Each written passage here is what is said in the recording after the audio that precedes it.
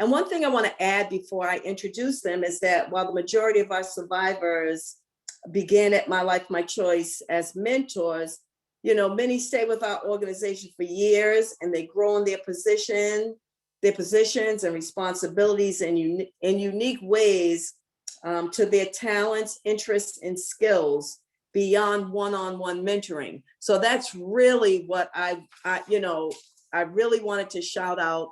And I have to say that these women leaders that I'm going to introduce, I've just, you know, had the privilege of, you know, interviewing them when they came through the door, you know, watching their growth throughout. And I just have to say, like, they were 3 women in our organization that I just wanted to highlight today. And the first survivor leader I want to introduce is Susan Iles, Assistant Director of Mentoring Services. And Sue has been with My Life, My Choice for many years. Also, Tanya Morris, who is Training and Survivor Leadership Manager and has been with My Life, My Choice for many years as well. And Sharon Morrow, Prevention and Survivor Leadership Manager, has also been with My Life, My Choice for many years. I mean, these women have been with this organization. We are now an organization of, you know, I've lost count, but it's like 30 something women on our team. But these few women have been here when we were a small team. So they've even watched the growth of the organization as well. So one of the things before I get started, I just want to go over a few house rules. We ask that you stay muted while the panelists are speaking. And if you have any questions, please put them in the chat and we'll be sure to get to them at the end of the webinar. We have someone assigned to watching the chat. And so questions will be pulled from there, and we know folks will have some questions. So if you can just hold off, you know, put any comments or questions in the chat, and we will try to answer, you know, as many of them as possible. So, you know, we're just going to do this as a panel. I'm just going to ask the panel some questions, and you know, we'll dive right in. And our staff will also be putting things in the chat as well. So being mindful of that as well. So I'm first going to start.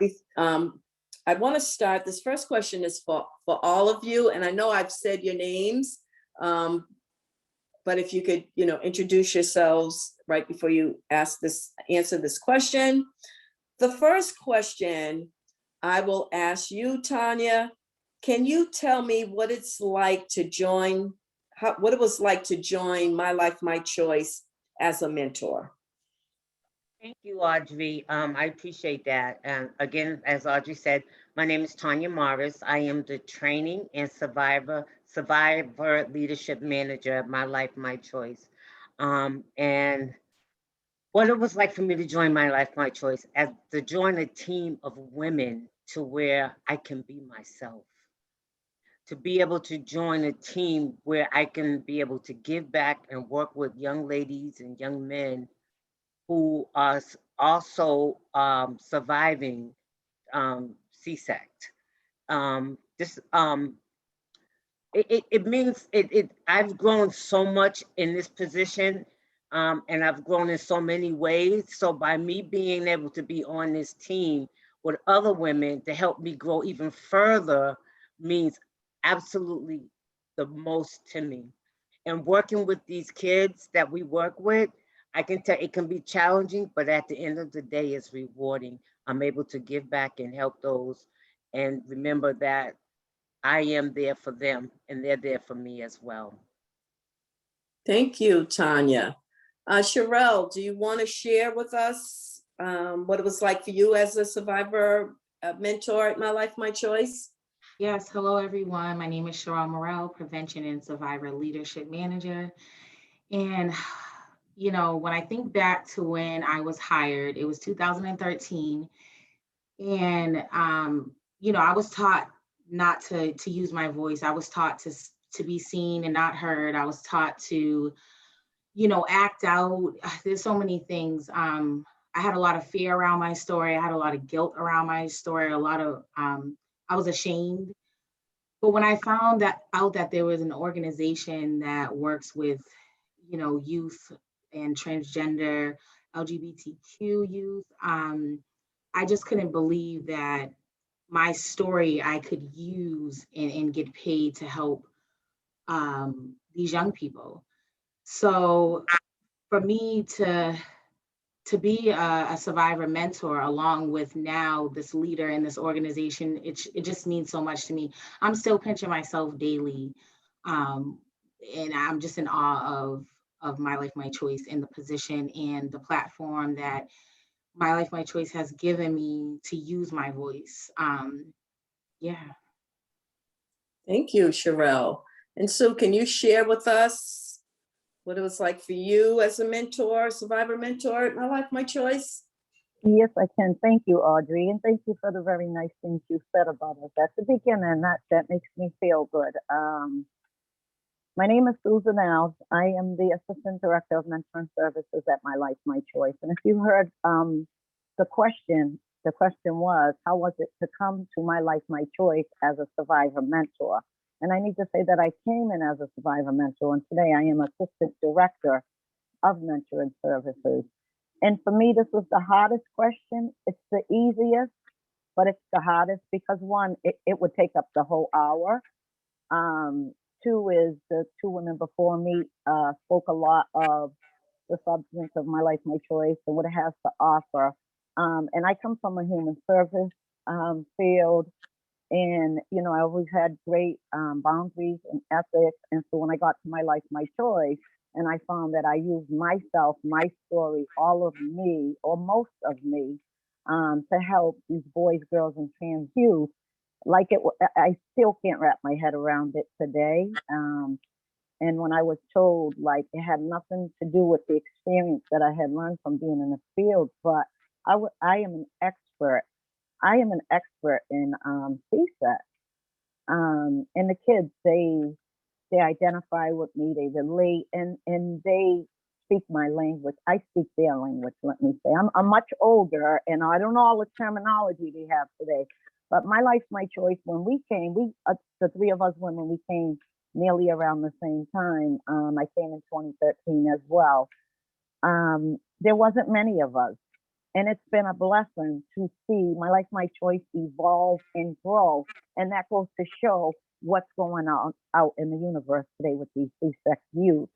And incorporate more jobs, more positions, more roles, because we didn't have the capacity to serve all the youth and the referrals and the kids that needed help, because there wasn't any mentors, survivor mentors, when I was out there in a life. And I can go on, and I'm going to keep it short and brief. It feels like a blessing. It feels like I was in between jobs and I wanted to go here because I knew one person there, and it might have been better for me to commute, but I didn't know I was going into the beginning of my career. And so on a daily basis, like, I'm just so blessed and grateful. And I don't want to keep it about me. It's about the numbers and the kids and the smiles and the hope. More importantly, the hope that we give these kids that are out there. Thank you. Thank you all so much. And just quickly, our mentoring program is, I founded it back in 2004. It was just about training folks around commercial sexual exploitation of children. And then DCF workers asking, would I go see these kids? And I didn't know what I was going to do. I really didn't. I didn't know. So all I did was go in and share with them my experience, what my life had become today. And that continues on today, and I get overwhelmed thinking about how it's grown from, myself seeing a couple of kids to where we are today, which then leads me to the next question, Tanya. Why do you believe it's important to hire survivors for this work? Well, Audrey, you said the keyword survivors. The keyword survivors, and it's important to hire survivors because of our lived experience. we lived through this experience of being out there and being exploited. So these kids can relate to us and what we've been through in our lives. And when we first go and we meet these kids, we tell them our story. We tell them about us, just to set the pace with them, to let them know we're not here to judge them. We're not here to call them out. We're not here to pressure them into telling us their story. We're here for them and to support them. And a lot of times on my visits, these young girls and these young boys that we work with, they help me by the end of the day. It helps me to remind me, remember when.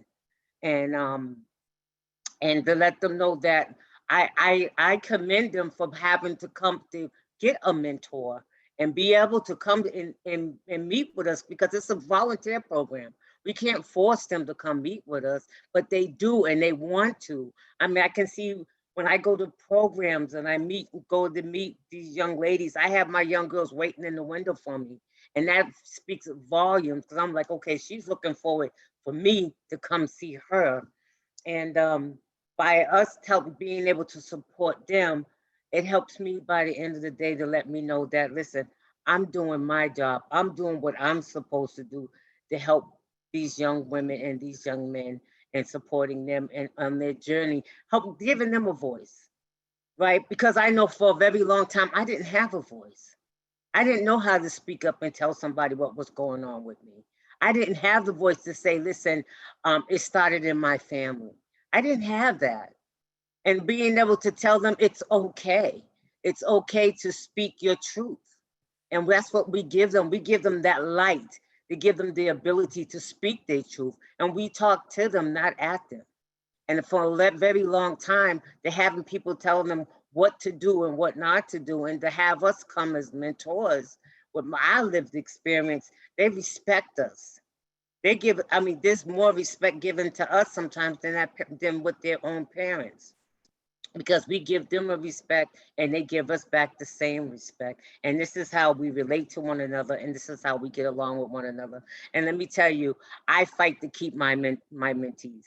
I don't even want to give them up half the time, because we have a bond. Sometimes I want to be a little girl too. I want to just put my pigtails in and be a little girl, and we have fun. We teach these kids how to relive life. And life is for the living, and how to regain their confidence in themselves and how to work with themselves. So this is why, so that's it. Thank you, Tanya. And one thing I want to add to that is that being mindful when you hire survivors, we're a bridge for you. We get a lot of information sometimes that young people might not share with you. And so we do this work in partnership, right? So that then clinical folks can better serve the youth, because they'll share a lot with mentors that they might be ashamed to share with you. So one of the women talked about it, by sharing our story, the kids feel safe, right? And so that's information that we then use to come together as a team to better serve that youth. Sue, and there's another level, right? We started with mentoring and now we have coaching. Sue, tell us about survivor coaching and how that helps up and coming survivor leaders. So coaching is another position that we developed along the way. As I said earlier, that we didn't have the capacity, and we gained more staff, and we created the detailed responsibilities. And I wanted to read that and just show you the talent and how the structure came about. I'm not going to do that, but basically, a coach is it's an experienced survivor leader who is providing survivor-centered support to a survivor mentor. It's mentoring the mentors, right? It's like what the mentors are doing with the youth, we're doing with the survivor mentors, right? We're teaching them and training them to get in touch with their professional identity. As I said, we are the experts, right? Empowering them to know that. like when they're sitting in a meeting with DCF or at a school team meeting, like just to remember when you're hearing the negative things at the table, that coach is the one that straightens up and says, but wait a minute, I have some positive things that I've been able to see during the relationship. We help them, more importantly, we help build their core competencies. And when I talk about core competencies, I'm talking about things like healthy boundaries, not obtaining, but maintaining healthy boundaries. And when you're working with these youth and you have this unique relationship and you love them unconditionally, there's a lot of times you may be put in a compromising position. Tanya Morris did a wonderful training on this earlier today, because sometimes I know healthy boundaries and I live by them. But again, I may be put in a compromising position with a youth at some point. Again, helping them with their professional development. You know, some survivors may come in with a GED and they want to educate themselves and go further. They may not want to stay a survivor mentor all along, or they want to learn how to navigate a computer, how to, like, I'm not tech savvy. So when Corona came, I learned, and that's a good thing. I get my kids to do all that stuff for me. And core competencies, boundaries, being a CSEC expertise, recovery from CSEC, learning to tell your story and how to tailor it when you're with certain youth, how to tailor it when you're running a group at a DYS program and you don't want to glamorize or glorify, but you want to give them hope, right? Working in collaboration, how to set up team meetings, how to do monthly reports and weekly reports. So DCF and the parents and the other providers know what you're doing with that youth, right? Keeping notes and records, time management. And I can go on, but more importantly, I'd like to say it's also somebody that you can identify with and relate to.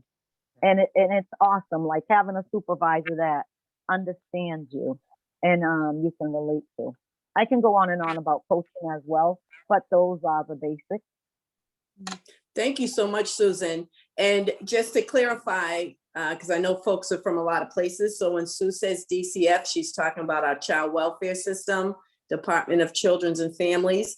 And one of the things that someone did put in the chat that I find so fabulous about coaching, where a survivor might not want to come to their supervisor who is not a survivor around the issue with the youth triggers and such, the coaches are in place for that reason. So I feel safer going to a coach saying, hey, I went on this visit and that really triggered me, right? So that's why that is so important. And so I just want to thank you for that work that you do, because it's very important. Sherelle, as a survivor leader, how do you use your voice and how is that different from when you started at My Life, My Choice? So basically when you got here, how was it and how is it now? Audrey. So, I mean, when I first started at My Life, My Choice, I second guessed everything that I did. I did not have a voice. I didn't know that I was the expert in the room. I took a lot of some of the things that I've learned as a child and brought that along with me along the way. And, you know, I was scared to stand up for myself. I was scared to say no. I was scared to say I couldn't do that. But, you know, being here at My Life, My Choice, I learned that I can use my voice, that I am that expert in the room, and to talk about what I know, because my lived experience is what I know. So, I mean, today I'm on this panel with all these lovely women that I've looked up to for so long. And I'm able to use my voice. I have the confidence. I feel confident. And I've had a lot of beautiful young mentees, boys, girls, transgender youth that have helped me with that too. Because when I see them and they're advocating for themselves and they're standing up for themselves, if I'm teaching them that, I have to be a role model. I have to show them what that looks like. So doing it so many times, it becomes like repetition. And the more you do it, the more you do it, the more you get comfortable, the more you believe it, the more, you know, I tell myself, like, you can do this, Sherelle, you know, just be you, show the world who you are. And that's what it's about. Like, today I can sit in my skin and say, you know, I'm not just my story, right? Like, I offer many things. I bring many things to the table, and I was not able to say this 7 years ago. So, you know, I love my job. I love what I do. I love, you know, now incorporating the coaching piece to the prevention piece and the mentoring piece is awesome. Mhm. Thank you, And Audrey. Cheryl, may I add, not to kind of share your story, but it's just so wonderful to have the pleasure of just being there and watching, you know, a flower bloom. One of the things that I admired about you too along the way is Sherelle having the ability to stand up even in the workplace, right? As a survivor, like, this isn't working for me. This feels this way. You know what I mean? And so having the ability to, I've watched Sherelle use her voice to kind of stand up for herself in a way to just be a better survivor, in a way of, you know, using her voice with non-survivors on what's okay to do and what's not okay, right? And so I want to give you that shout out, because I've seen you use your voice in that way many times, because as survivors, sometimes we do find bumps, and we run into people where we have to go and we have to teach them how to treat us. And I've seen you use your voice in that way as well. So I wanted to just say that as well. The next question, Tanya, I'm gonna go to you before I ask the other question, because I feel like it fits with more so with the last question that I asked Sherelle, which is, what are some self-doubts you struggled with as a survivor mentor? Well, let me tell you, I had a lot of self-doubts when I first came into this role. I was doubting myself because of my story, right? And and as a survivor, this is what I do, because for a very long time I didn't know where my journey ends, or where I was going to end up, and what I was going to do for my career. So I had a lot of self-doubts within myself that I had to work through. And coming to My Life, My Choice, I brought before I got to My Life, My Choice, I had these doubts, and I brought it with me. So no matter where you go, you're going to bring yourself until you do the work within yourself. And I've learned that along the way. So I had to learn how to work through my fears to get through my struggles, right? And I had to learn how to, as Sherelle said, to use my voice to say where I'm at and what I want in my life and what I want to do. I struggled with so much for using my voice. I had doubt in if I was going to do the right job, if I was going to be able to help the next kid. I wasn't sure if I was going to be able to help that kid. Was I going to say the right things? Every time I left a visit, I wasn't sure if I was going to be able to say, "Oh my, did I help that kid when I left her? She was struggling that day. Did I help her with her struggle?" You know, and I doubted myself a lot. And this is a wonderful thing about working at My Life, My Choice, right? But where I started as a survivor mentor, senior survivor mentor, training specialist, now I'm a training survivor leadership manager. That speaks volumes. Big girl stuff, as we say at My Life, My Choice. And let me tell you something. At My Life, My Choice, we learn how to support one another. We learn how to be there for one another. If we can't go to one, then we go to the other. And I knew when I had doubts about my position, right? When I was working with these young girls, when I said to you, like, wasn't sure if I was doing the right thing. I tell this story, and the people at My Life, My Choice, they know this. When I had worked with a young woman, and she was telling me her story, that she held on for years, that she didn't open up to DCF, she didn't open up to her family. She came out and told me this, and she was in DCF custody since she was 11 years old, and she opened up and told me her story. And then she turned around and she said to me, "Tanya, can you teach me how to love?" And I said to her, "Baby, you know how to love. You just wasn't getting love back the way you should be getting it back. And then she said, no, Tanya, can you teach me how to love like you love me? And that broke my heart. And I knew right then and there, this is where I'm supposed to be. This is the job where I need to be. I need to keep using my voice so I can give the next girl a reason to use her voice and to shine and do the work I do. And I tell them, and when they have doubts within themselves, I tell them all the time, baby, your testimony is going to shine. Just stick around, as we say, stick around for the miracle. You keep coming, you keep saying, you keep using your voice, you keep speaking your truth, because your time's gonna come, and you just like you feel like I'm here helping you, you're gonna be able to help the next one. As we say around here, each one teach one. I'm teaching her, and she'd be able to teach her siblings and the next one that comes after her. And that's what matters to me, and that helped me with the struggles that I had within myself and all the self-doubt I have. I no longer have that self-doubt because of the women I work with and the girls that I work with. Good stuff, Tanya. I see a snap in the chat. So this next question is for all three of you. I'll start with Sue, then Sherelle, then Tanya.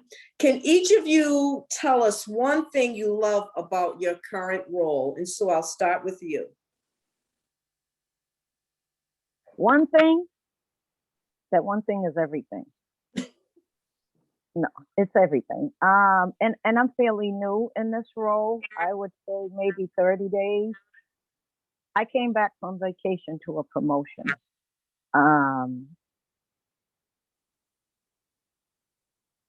Working with women who empower me, who I empower, working with women who I love unconditionally.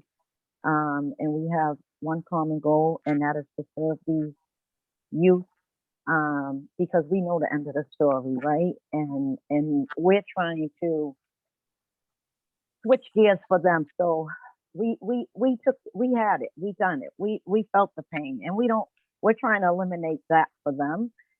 And I can't name one thing.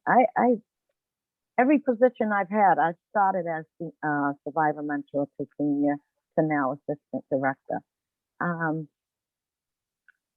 I really don't have any complaints. Everything is good.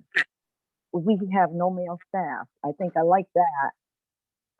Just a bunch of women, diverse women serving a group of diverse youth, empowering each other all the time, and even the staff who are not survivors, like they get it. I think because they've been around us so long, like they get it. They understand it. It's like they speak our language too, and all of us being part of the solution and moving together as a unit, and every relationship, whether it's a job, a family, my neighbor, there's always going to be ups and downs, but for the most part, we work through it, and we always get to the other side and come out stronger at the end. And I love everything about my job, my role. Thank you. Thank you, Sue. But one thing I'll say though, just for clarity, we do not discriminate against men at My Life, My Choice. I have to say that out loud, but we do embrace girl power. So I'm gonna leave it there. Leave it there. Yeah, and I'm glad you cleared that up, because that's the way I meant it. Yeah, so I'm gonna just leave it there. Yeah, we embrace power. That's all. Sherelle, tell us one thing you love about your current role. Okay, so my current role. So being a part of prevention since July of 2020, and now being a prevention manager, I love doing the trainings. We have our 10-week curriculum training that we do. It's a prevention curriculum, and going to schools, going to residential programs, and really giving the information to these the youth. It's tailored to youth that identify as girls. So again, like Audrey said, girl power. So when training different organizations nationally, it's awesome. It's amazing to know that these facilitators now are gonna go in their communities and give the information to the youth that they serve. I think that that's super powerful to continue to reach people. I love that part of my position right now. I have not stepped into the coaching position. Well, I'm in coaching as well. We had our first meeting yesterday, which was amazing. But I can't wait to get the mentors that are assigned to me so I can help them. I can, put my hand out and help pull one up, because that's what it's all about. It's a never ending cycle. You continue to reach down and pull the next person up. And I know, Audrey, that's what you did for me. That's what you did for a lot of the women on this panel. But I'm just in love with my job. Like, I am in love with it. So. Thank you, Sherelle. And I'm sorry, Tanya, you got a minute to tell us one thing you love about your current position. Okay, I'm gonna sum this up in a minute, Audrey. I'm gonna get it on time. My current position, I'm gonna break it down like this: training and survivor leadership manager. Trainings, I love doing the trainings. I love training about CSEC, putting out the knowledge that people don't know, and letting them know the red flags and what it takes in detail. And when it comes to CSEC, survivor, that's who we are. We are survivors. I am a survivor. And I love that I'm able to say that I'm a survivor and I'm not ashamed of it. Leadership, I love leading. And I love being able to give the ability for others to lead as well. So that's what makes me a great leader. And the manager, now I'm in the position and the role to where I can manage myself, my coworkers, and the mentees that I work with. Did I do good? You're amazing, Tanya. You're amazing. So here's another question that's very important. This is very, very important. What is one thing you do for self-care, and how does it help you to continue doing your work? So how do you manage the self-care and doing the great work that you do? So I'll start with you. Keeping a support network. I can't give. I have to be given to as well. If my tank is empty, I have nothing to give to the wonderful mentors that I work with. I have nothing to give to the kids that I work with. So if I don't have my support network, my own outfit, and I don't share that with the kids, that's one thing, my social media and my support network. I have to do that for me.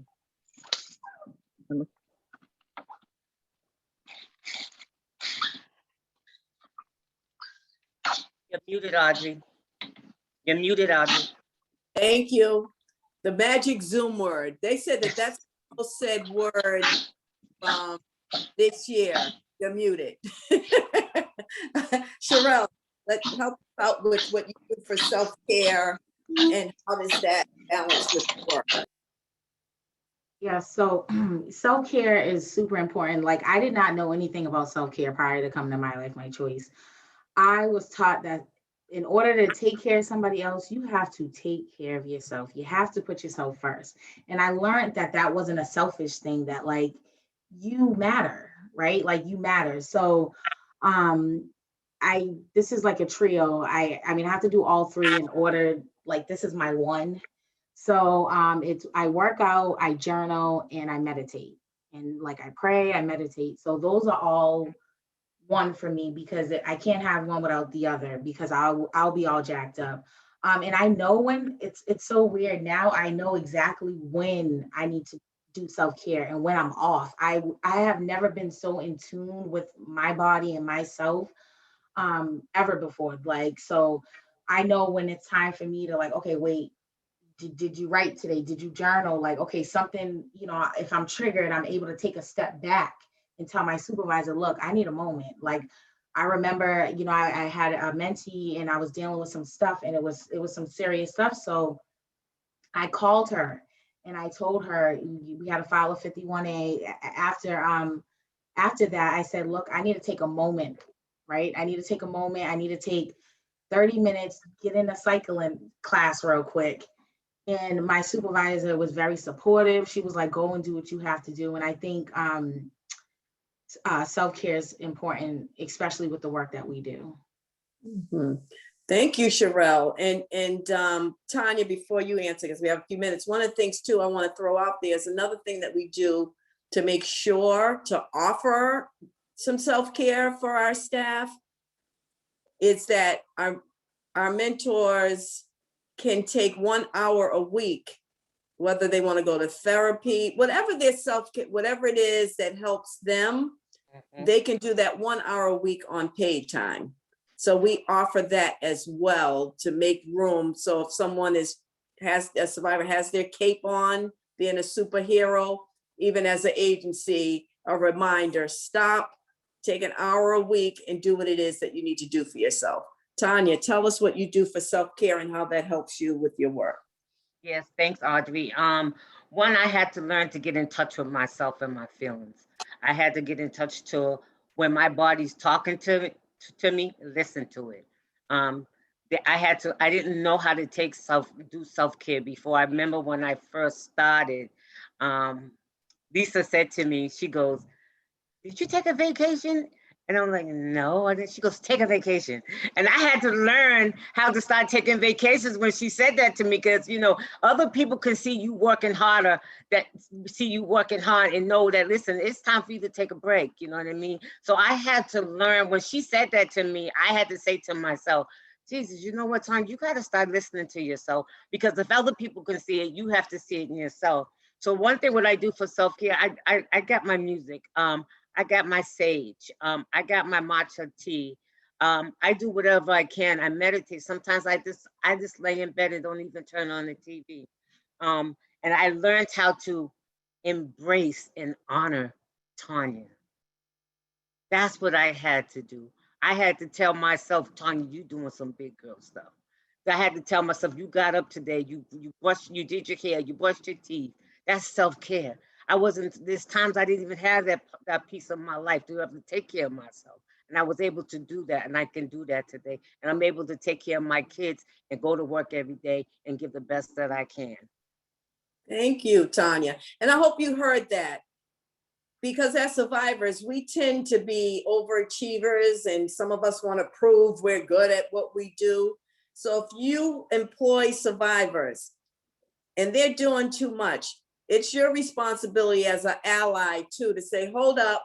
So if you recognize that they're not doing self-care or know how, it's your responsibility to make them aware of it and give some suggestions for those who don't know how. Tanya said it, take a vacation. So you're not out of, that's a real form of being an ally, for an ally to say that we appreciate that. All right. So, Sue, what suggestions would you give to agencies who hire or are looking to hire survivors? So what suggestions would you give? I would seriously suggest that you try to compass where that person, that survivor is at, as far as their recovery process / healing process, whether it's a system, a survey, whatever process you have upon hiring those survivors, try to compass what kind of healing they've done on themselves. Because I can tell you, you're going to waste a lot of time and you will not have a successful, like we do at My Life, My Choice, employee rate. But when it comes to survivors,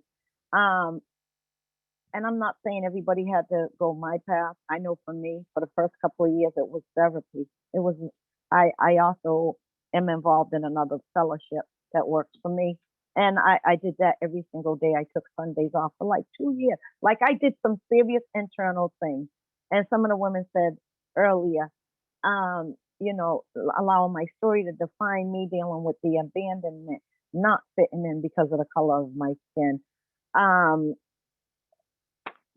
sexual assault. And like, if you've done the things I've done throughout my life, then when I surrendered, then why wouldn't I be depressed or anxious or feeling bipolar? So I say all that to say, like, when a survivor comes to you for hire, that I would really look into however that is, and legally, like, you can't you only know what people tell you, right? But some kind of way now, academically and like technology, I'm not talking that. I'm talking about internal work on self. How long have they been out of the life? Like, what have they done since they've been out of it? And sometimes their record will show, you know what I mean? It'll speak for itself. Um, because I thought as soon as I came out, I didn't know how to work. That was my job my whole life. I had no skills, no work ethic, nothing. So I started delivering phone books. That was my very first job. And you know, and I built upon that. So I was able to put something together. And even by the time I got to my life, my choices, more than a decade later, I had a really nice resume. And that could camouflage as well. But I know what I had done inside. Had I not done that, I believe I would have crashed and burned a long time ago. I would not be able to bring these kids in a healthy direction. Some of the core competencies I talked about, I would not be able to follow that. I wouldn't be able to come to work on time. Like some of my trauma would dictate policy in my life, period, point blank. The trauma that I've experienced would not allow for me to be a productive member of society today and to be a healthy survivor mentor to work with the youth, period. So that would be my advice and my suggestion, to really kind of dig into the survivor. And I say that in a great way, because I think it's a blessing for anybody to come out of where we come from, to like work on self, faith-based, recovery-based, whatever works. Everybody's path is different. Everybody's process is different. And what worked for me may not work for Sherelle or Tanya. But whatever works for that individual, just so you're getting a healthy person. Because ultimately, it's not about us anymore. It's about the kids, right? So yeah, that's what I would suggest. Thank you, Audrey. Thank you, Sue. Absolutely. It's a button. We don't want to cause more harm to a survivor. Just because someone is a survivor doesn't mean this is the place for them. And you touched on that. Thank you, Sue. Because we don't want to re-traumatize survivors. That is something we don't want to do. So this next question is for each of you. What message do you have for survivors new to CSEC work or looking to do this work? Tanya, I'll start with you.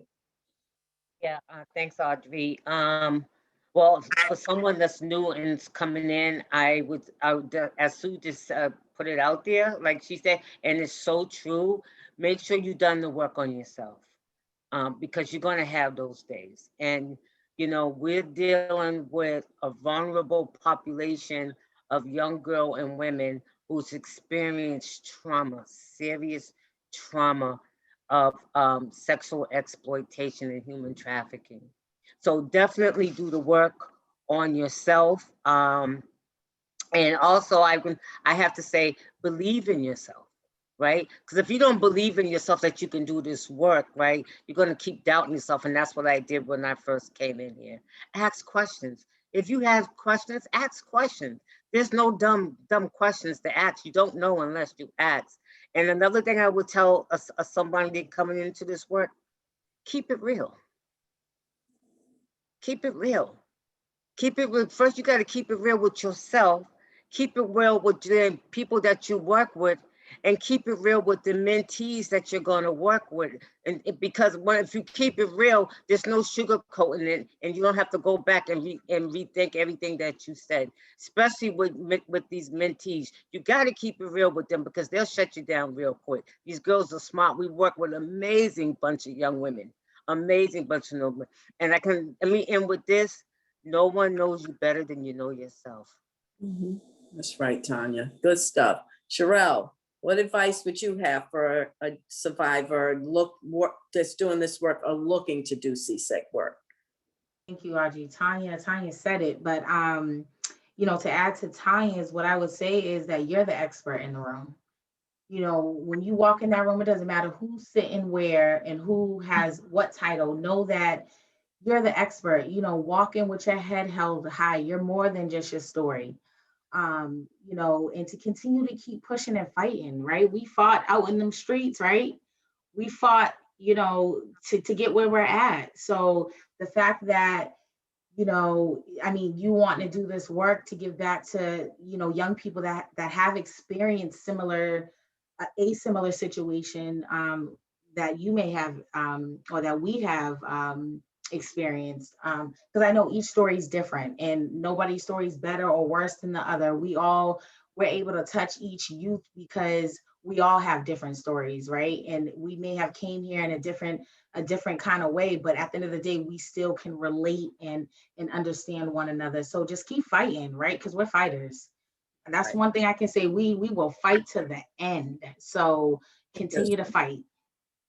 Good stuff. So you have 1 minute. What do you have 1 for minute. Well, they said they stole my answers, so I don't have much to say. No, self-care, lots of self-care.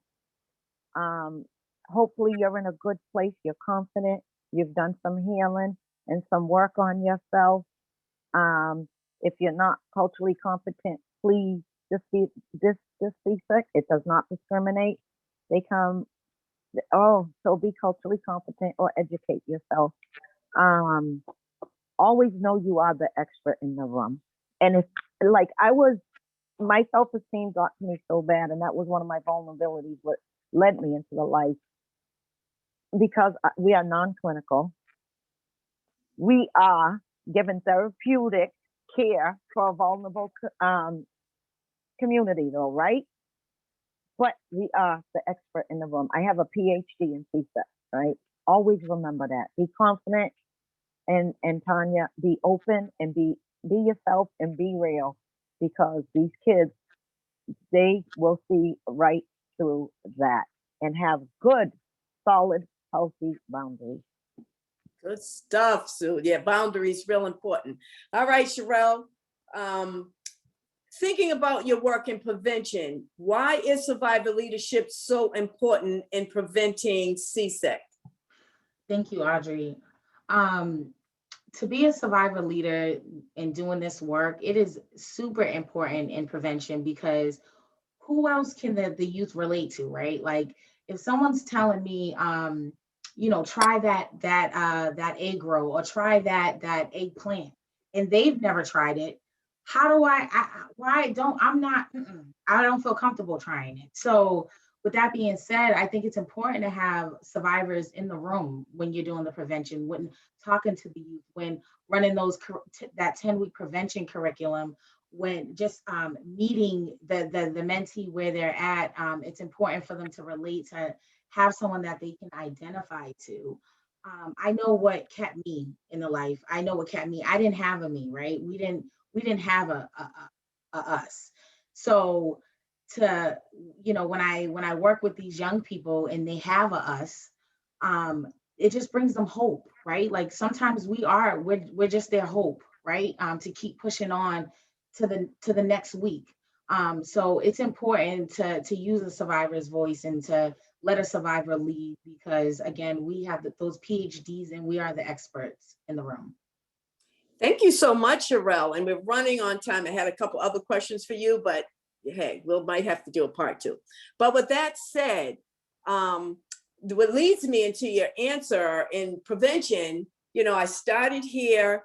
I want to plug in, this is a series which I'm leading towards prevention, because all across the country, our groups are being ran, and we know there are survivors all across the country who would be great at doing prevention work and really growing and becoming a survivor leader in that work. So before I move into questions, I want to just plug this next series this next webinar we have coming up, and it is a survivor leadership series. Our next webinar on the National Survivor Leadership Network webinar will be held on April 29th from 1 to 2.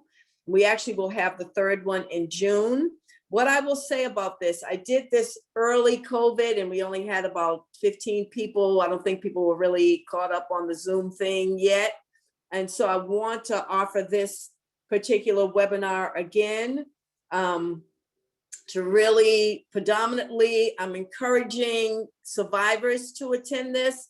When I did it before, it was survivors only. But what I will say is, I will add to this one, if you employ survivors or are interested in running prevention groups, and maybe you haven't been trained yet, but you're interested in this and you're a non-survivor, you're welcome to attend as well. But we really encourage, Naya put the next webinar in the chat. We're really, really encouraging survivors to attend the next one. Spread the word, survivors, for other leadership opportunities for survivors, and survivor allies who employ survivors and want to uplift, as we have done in My Life, My Choice. We are the folks to help guide you to do it. Please, please attend this next webinar. And so now I know we're at 1:58. If folks, our staff is willing to stay on for 10 minutes to answer questions. If folks want to stay on another 10 minutes, feel free. I know some of you have busy schedules and have to go, but we want to just spend 10 minutes. And I want to thank these fabulous women. I mean, I just got to thank them for just sharing all this great, valuable information as well. Someone said tickets are on sale. I love it. Anyway, so let's take a few questions. So let's see what we have here. All right, so one question that we have is, how do we create platforms for is that supposed to outside, how do we create platforms for survivor facilitators to be able to share and educate to large corporate organizations? And how can, so, you know, for us, you know, it's just a matter of, for My Life, My Choice, folks just, we've been around going on 20 years, right? And so because of that, folks know us and we have built relationships. But some of the corporate relationships to build platforms, if you have, for us, a lot of our relationships have been built because of, you know, we have a board, and our board, a lot of our board members are connected with different corporate folks. So it's about networking. I mean, that's the bottom line. If you want to really reach those particular folks. And ladies, a question for you. What advice do you have for programs in different states that don't have access to survivor mentors? Who wants to take that question? Go ahead, Cheryl. You want to take it? Go ahead, Cheryl.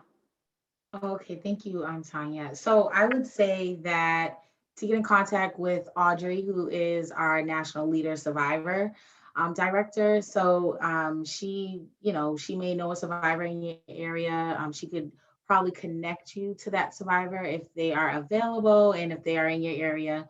But I think it's really important to have a survivor present in the room. And the good thing is right now, you know, we're on Zoom, and maybe you can Zoom in a survivor.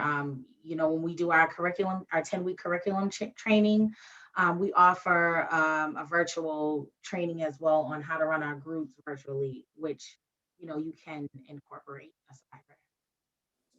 Thank you, Sherelle. And I think this is a very important question. How has COVID impacted our work? Who wants to take that one? Well, let me tell you, and this is how amazing we are. When COVID first hit, we really thought that we was going to struggle, but we came together as a team, and we call ourselves a family as well. We came together with different ideas and different ways how we can continue to do the work that we do, and we reach out to these young girls. We follow the CDC guidelines, and we come up and create things for them to do virtually, and we connect with them virtually. We do different groups, and we just do what we come up with, good ideas each and every time. Every week in staff meeting, or every time we have a staff meeting, you wouldn't believe the ideas that we come up with to keep these girls engaged, you know what I mean? And, you know, we help them out as well. You know, sometimes we like, oh, we get a gift card, this and that. We keep them motivated. You know, even school vacations, we do the same thing with school vacations when they're out of school. We try to keep them busy and keep them going and keep them engaged with My Life, My Choice, so they don't get caught back up in the things they used to do. Okay, thank you. And we'll do one, Sue, this question for you. Do you provide coaching to mentors in other states? No, we coach specifically the mentors at My Life, My Choice, but I think it's a dynamic that other agencies and survivor-led agencies could kind of adopt, right? Because it's working, and it's a wonderful way of, like, each one teach one. Tanya, you said it. But I think with this new platform, I think we've gotten a couple of great things out of the pandemic, right? And not me being tech savvy now, but this new platform. And I think it'll stay. I think it'll be around for a while. I think that we have learned a new way of connecting and engaging. Of course, it's more effective with the touch and the hug. And I was thinking about that, the previous question what Tanya answered. But I think there's still a way that could happen, and that's via Zoom, right? And other virtual platforms, not only Zoom. But think about this, right? Even before the pandemic, so I'll give you an example. Recovery coaches. So if somebody went into treatment, right, and they needed to be rehabilitated, then their insurance, Blue Cross Blue Shield, would pair them with a recovery coach. And so then when they went home, they would talk on the phone and they would begin their process of recovery that way. And I think seeing somebody is better than just talking on the phone. And that was before the pandemic. So there's ways it could work. And like if you have to come and do a meet and greet once a month or twice a year or whatever, but you can get to know and start to build and start that magic through the virtual platform, networking. Yeah. Thank you, Sue. And also, as National Survivor Leadership Director, I don't, if you have survivors, we do consulting for agencies. And so that's some of the work that I do with survivors around my role with survivors outside of Massachusetts, coaching and providing support to survivors out of state. And so if that's something that your agency is looking for, our information will be in the chat. Will be at the end of my email address will be in. And so if folks need some more support in that area, supporting survivors, that is something that we do offer at My Life, My Choice. But again, I don't want to hold people all day. I want to thank you all for joining us. It's now time to go. And I just want to thank you all. I'm just so excited that you guys came out, and I hope to see you at the National Survivor Leadership Network webinar to get more information. Survivors, we are leaders. We are leaders, and there is work to be done. And as adult survivors, if we want to do this work, one thing's for sure that is very important. I know I don't want to see another young person go through what I went through. So I know prevention is the place for me, and I know prevention is the place for you. So thank you. And Sherelle, Tanya, Susan, I want to thank you all, and everyone have a good afternoon and see you next month. Have a good one.